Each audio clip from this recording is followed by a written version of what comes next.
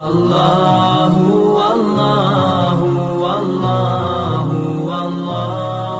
اللہ۔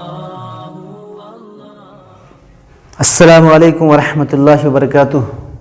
نحمدہ ونصلی علی رسولہ الکریم، اما بعد۔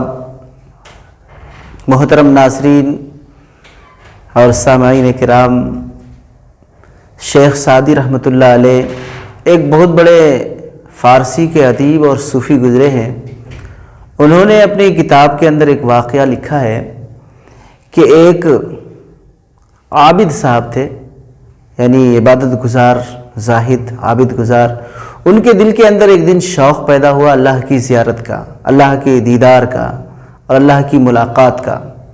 تو اس غرض سے انہوں نے ایک 40 دن کے لیے چلہ کی، تاکہ اس 40 دن کی چلہ کشی کے اندر اللہ تبارک تعالیٰ کی زیارت ہو جائے، اللہ تبارک تعالیٰ سے ملاقات ہو جائے، ان کا دیدار ہو جائے، وغیرہ وغیرہ۔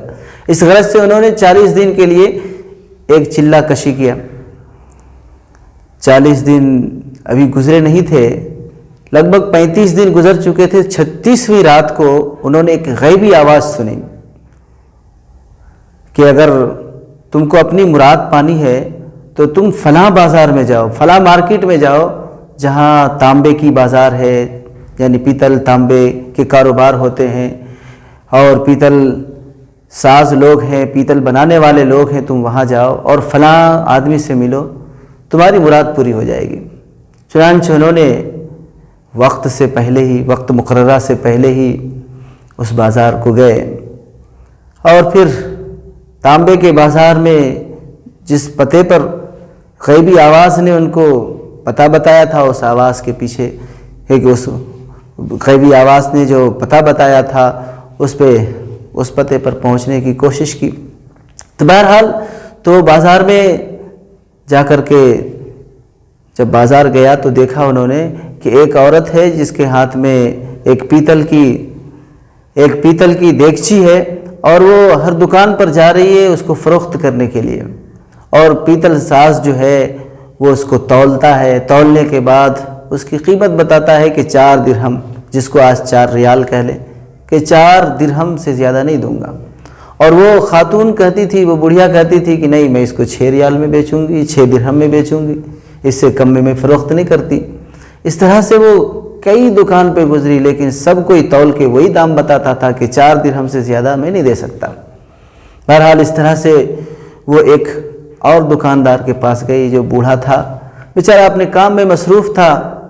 وہ بڑھیا اس کے پاس گئی اور وہ پیتل کی جو دیگچی تھی ان کے پاس ان کو دکھائی اور کہا کہ میں اس کو فروخت کرنا چاہ رہی ہوں اور میں 6 درہم سے کم میں اسے نہیں بیچوں گی۔ تو اس بزرگ شخص نے، جو بوڑھے تھے، انہوں نے پوچھا کہ ایسی کیا بات ہے، آپ اس کو 6 ہی درہم میں کیوں بیچنا چاہتی؟ تو انہوں نے اپنا دکھڑا، اپنی بات جو تھی وہ بتائی کہ اصل بات یہ ہے کہ میرا لڑکا بیمار ہے اور حکیم نے، طبیب نے ان کی دوائی لکھی ہے، ان کے نسخے لکھے ہیں جو 6 درہم تک میں آتے ہیں، لہٰذا مجھ کو 6 درہم کی ضرورت ہے اور اس کو میں 6 ہی درہم میں بیچنا چاہتی ہوں، اس سے کم میں نہیں بیچنا چاہتی۔ تو اس بزرگ نے اس دیگچی کو ہاتھ میں لیا، دیکھا اور کہا کہ بڑی بھی، یہ تو بہت قیمتی ہے اور بہت اچھی ہے، آپ اس کو 6 درہم میں کیوں بیچنا چاہتی؟ میں تو اس کو 30 درہم میں خریدنا چاہتا ہوں، اگر آپ چاہیں تو 30 درہم میں اسے بیچ دیجئے۔ تو بڑی حیرت سے دیکھنے لگی، حیرت کرنے لگی کہ ارے میں 4 درہم سب کو دے رہے ہیں، اب میں 6 درہم لینا چاہتی ہوں، یہ تو اور بھی بہت دام بتا رہے۔ تو انہوں کہنے لگے کہیں آپ مجھے مذاق تو نہیں کر رہے؟ تو انہوں نے کہا نہیں، مذاق کچھ نہیں کر رہا ہوں، بلکہ حقیقت بتا رہا ہوں کہ آپ کی یہ جو چیز ہے بہت قیمتی ہے، اچھی ہے، ہمیں اگر چاہے آپ تو میں 30 درہم اس کا دینا چاہتا ہوں، دے سکتا ہوں۔ کہا ٹھیک ہے، اچھی بات ہے، جب آپ چاہ رہے ہیں تو ٹھیک ہے، آپ 30 درہم دے دیجئے۔ تو وہ 30 درہم لے کر بڑے حیرت کے ساتھ، بڑے تعجب کے ساتھ وہ دکاندار کو دیکھتے ہوئے چلی گئی، اور وہ شخص جو ہے وہ پورا ماجرا دیکھ رہا تھا۔ پورا ماجرا دیکھنے کے بعد جب بوڑھی چلی گئی تو اس کے پاس، اس دکاندار کے پاس آیا، کہا بھائی میں اس عورت کے پیچھے پیچھے پھرتا رہا ہوں، انہوں ہر دکان پہ گئی، لیکن کوئی بھی اس کا 4 درہم سے زیادہ، 4 ریال سے زیادہ کوئی قیمت نہیں دے رہا تھا، اور آپ جو ہے اس کو 6 نہیں بلکہ 30 درہم میں خرید لیے۔ تو آپ کوئی بے وقوف ہیں کیا؟ کوئی جب پورے مارکیٹ میں پورے بازار میں 4 درہم سے زیادہ نہیں دے رہے تھے، آپ 30 درہم میں خرید لیے، کیا آپ کو کاروبار کرنے نہیں آتا؟ انہوں نے کہا کہ دیکھو میں نے اس کی دیگچی نہیں خریدی ہے، بلکہ میں نے اس کے لڑکے کی جو نسخے میں دوائی لکھی ہے اس دوائی کا ہم نے پیسہ دیا ہے، اور اس کے بعد میں نے 1 ہفتے کے لیے اس کا اور بھی بندوبست کر دیا تاکہ وہ اپنے بچے کی اچھی طرح سے علاج کر سکے، اور پھر اس علاج کے بارے میں اسے کسی دوسرے چیز کو بیچنے کی ضرورت نہ پڑے کہ اپنے گھر کے ساز و سامان کو، باقی سامان کو بھی بیچنے لگے۔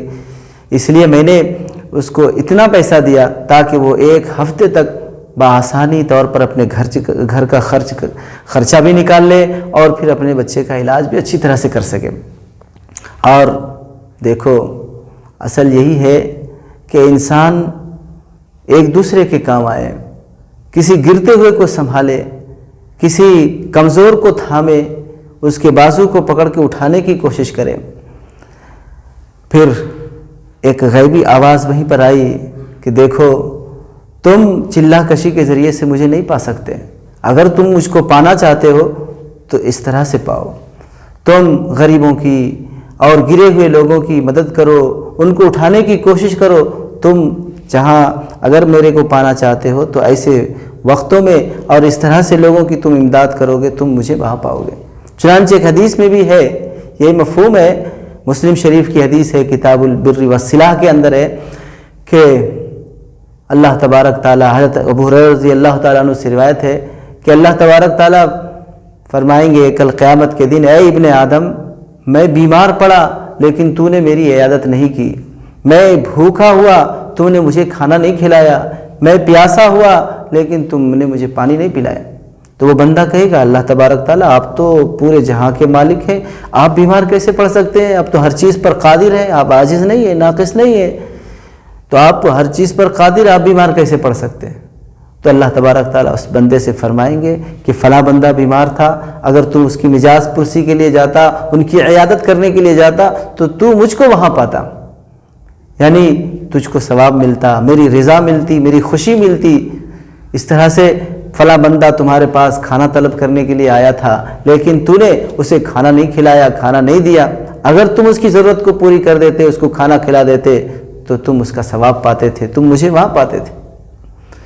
فلاں بندہ نے تم سے پانی طلب کیا تھا لیکن تو نے اسے پانی نہیں پلایا، اگر تم اس کو پانی پلا دیتے تو تم مجھے وہاں پاتے تھے۔ تو بہرحال اصل عبادت ہم یہ سمجھتے ہیں کہ چند عبادتیں ہیں اس کو کر لیے تو یہی عبادت ہے، نہیں، بلکہ حقوق اللہ کے بعد حقوق العباد، عبادات کو بھی ادا کرنے والے بنے ہم۔ چند عبادات کا نام اسلام نہیں ہے، بلکہ اسلام حقوق اللہ اور حقوق العباد دونوں کو ادا کرنے کا نام ہے۔ جہاں روزہ، نماز، حج، زکوٰۃ کرتے ہیں، زکوٰۃ ادا کرتے ہیں، اس طرح سے بندوں کے حقوق بھی ہے، اس کو بھی ادا کرنا چاہیے۔ اور اپنے سماج کے اندر، اپنی قوم کے اندر، اپنی ملت کے اندر جو گرے پڑے لوگ ہیں اس کو ہم سب کو اٹھانے کی کوشش کرنی چاہیے۔ اپنی ہی زندگی میں اور اپنی ہی دنیا میں مست ہو کر اپنی زندگی گزار لینا یہ کمال کی بات نہیں ہے۔ اگر اللہ سے محبت ہے تو اللہ کے بندوں سے بھی محبت ہونی چاہیے اور اللہ کے مخلوق سے بھی محبت ہونی چاہیے۔ ایسا نہیں کہ صرف انسانی سے محبت ہو، بلکہ اللہ نے جو جو چیزیں پیدا کی ہے اس سے محبت ہونی چاہیے۔ تو لہٰذا اللہ تبارک تعالی ہم سب کو کہنے سننے سے زیادہ عمل کی توفیق نصیب فرمائے اور ہم سب کو ایک دوسرے کی ضروریات میں کام آنے والا بنائے، ہمیں غریبوں، مسکینوں اور ناداروں کے کام آنے والا بنائے، ان کے دکھ دردوں میں اللہ تبارک تعالی ہم سب کو ہاتھ بٹانے والا بنائے۔ یہی اسلام سکھاتا ہے، یہی ہمارا دین سکھاتا ہے، یہی پیارے آقا صلی اللہ علیہ وسلم کی تعلیم ہے، یہی اللہ تبارک تعالیٰ کا بھی فرمان ہے۔ اللہ تعالیٰ ہم سب کو کہنے سننے سے زیادہ عمل کرنے کی توفیق نصیب فرمائے۔ اگر میری بات آپ لوگوں کو اچھی لگتی ہے تو پھر اسے سبسکرائب کریں اور دوسروں تک بھی ہمارے اس میسیج کو پہنچائیں تاکہ ان کو بھی فائدہ ہو اور وہ بھی اس چینل کے ذریعے سے فائدہ اٹھانے والے بنیں۔ وما علینا الا البلاغ۔ السلام علیکم ورحمۃ اللہ۔